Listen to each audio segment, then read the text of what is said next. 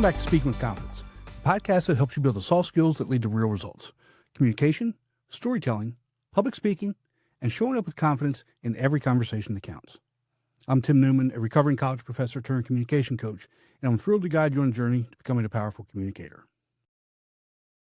I've talked and posted before about the power of networking and providing value to others. There are two types of people when you talk about networking. You're either a connector or a climber. There's truly nothing wrong with either, but what if there was a third option? The connector-climber hybrid is truly a place to build your network and influence. You know how it goes. You come back from a conference or networking event, you empty your pockets, and there are dozens of little cardboard rectangles with names you barely remember. You met all these people, you did the networking thing, but if you're honest, you didn't actually connect with anyone. So you put the cards together, you put a rubber band around them, and you put them in the drawer. You know that drawer. The one where business cards and connections go to die. That feeling, that gap between collecting contacts and building real relationships, is what I call fake networking. And if you're relying on this approach, it's not just ineffective, it's actively damaging your career progression. Most professionals are stuck in a transactional mindset, treating networking like a numbers game instead of a relationship building process. The problem isn't that you're not meeting enough people. The problem is how you're approaching these connections. In the next few minutes, we're going to expose why this exchange mentality fails, identify the two most common types of fake networking that destroy your credibility, and give you a practical framework for building genuine professional relationships that actually advance your career. The fundamental mistake most people make is treating networking as a transaction rather than an investment. They walk into a room thinking, what can I get from these people? Instead of, what value can I bring to these conversations? And it's this subtle shift in mindset that creates an immediate barrier to building trust. When you approach someone with a transactional mindset, people sense it. They can tell when you're scanning the room for someone more important while they're talking to you. They notice when you're only asking questions that serve your own agenda. This, what can you do for me, thinking, puts the other person on defense, making genuine connection impossible. The psychological impact is significant. Transactional approaches signal that you see people as a means to an end rather than as individuals worth knowing. And this damages your professional reputation over time, as people begin to categorize you as someone who only shows up when they need something. The real-world consequences are clear: limited opportunities, missed collaborations, and a reputation that follows you from company to company. What's fascinating is that the most successful networkers I've worked with approach conversations completely different. They lead with curiosity rather than agenda. They ask about challenges rather than opportunities. They focus on understanding rather than being understood. This isn't about just being nice. It's about building the foundation for relationships that yield professional dividends down the line. There are two specific patterns I see repeatedly that reveal when someone is engaged in fake networking. Recognizing these in your own behavior is the first step towards fixing them. The first step is what I call the self-serving connection. This is when someone connects with you purely for immediate personal gain. I'm sure you've experienced this. You're having what seems like a genuine conversation, and then suddenly they pivot to their real agenda. So I notice you know the hiring manager at Company X. Could you put in a good word for me? The entire interaction becomes transparently transactional, and say that 3 times fast. The damage here goes beyond just an awkward moment. When you treat someone as a stepping stone, you communicate that you value them for what they can do for you and not for who they are. This creates a reputation as a taker, someone who burns bridges after crossing them. And in professional circles, this reputation spreads quickly, and soon you'll find doors closing that otherwise would have been open.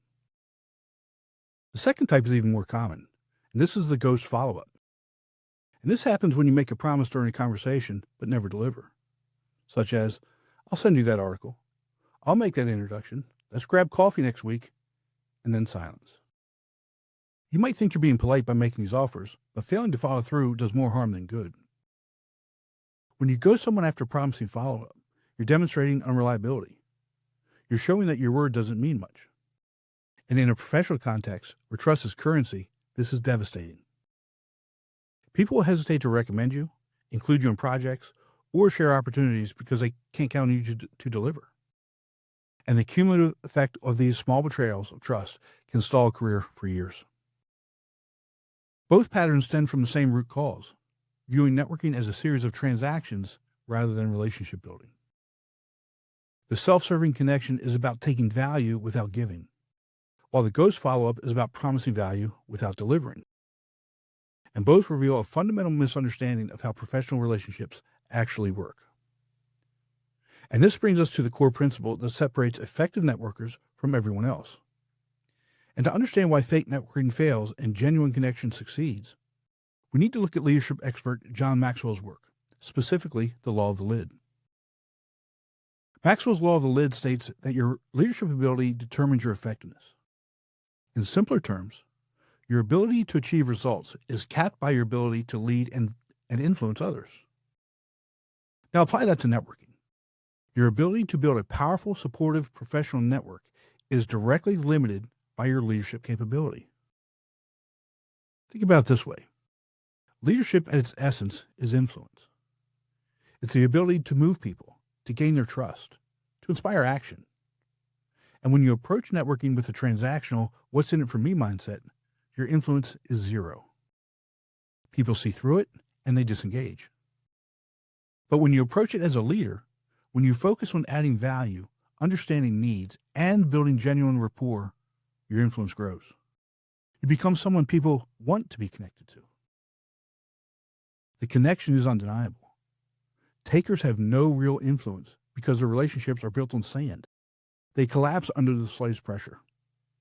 But givers, on the other hand, build trust. They create networks that are resilient and supportive. Your network isn't just a list of contacts. It's the ceiling for your career potential. If your network is shallow and transactional, your lid is low. If it's deep and built on mutual respect, your lid is high. You can only rise as far as your relationships will lift you. So how do you make this shift from connector or climber to the connector-climber hybrid? It requires a deliberate two-part strategy that flips the traditional networking script on its head. First, you need to know your value proposition. Before you walk into any room or send any connection request, get crystal clear on what you uniquely bring to the table. And this isn't about your job title. It's about your specific skills, your knowledge base, your resources, or even your perspective. What problems can you help solve? What insights can you share? You can't offer value if you don't know what you have to offer. And second, this is the game changer. Adopt a research-driven approach. Instead of generic networking, do your homework. Before you meet someone, spend 5 minutes looking them up. What are they working on? What challenges have they mentioned on LinkedIn? And then match your value to their actual needs. For example, instead of saying, "I'd love to connect," you can say, "I saw your post about entering new markets, and I have some experience with regulatory hurdles in that space. I'd be happy to share what I learned." Now you're leading with a solution, not a request. You're approaching as a problem solver, which immediately establishes you as a valuable connection rather than just another person looking for something. Fake networking might feel efficient in the moment, collecting cards, making quick asks, but it's a short-term strategy with long-term consequences. It burns through social capital instead of building it. Genuine connection, on the other hand, is an investment. It takes more effort up front, but it pays compounding interest throughout your career. The goal isn't to build a bigger network. It's to become the kind of person others want in their network. When you focus on providing value first, on following through reliably, and on building real relationships, you stop having to ask for opportunities. Instead, opportunities find you because people know you, they trust you, and they want to see you succeed. Your next professional interaction is a chance to start building this way. Go in with curiosity, lead with value, and focus on the relationship, not the transaction. That's all for today. Remember, we're looking for progress, not perfection. Be sure to visit speakingwithconfidencepodcast.com to get your free ebook, The Top 21 Challenges for Public Speakers and How to Overcome Them. You can also register for the Formula for Public Speaking course. Always remember, your voice has the power to change it. We'll talk to you next time. Take care.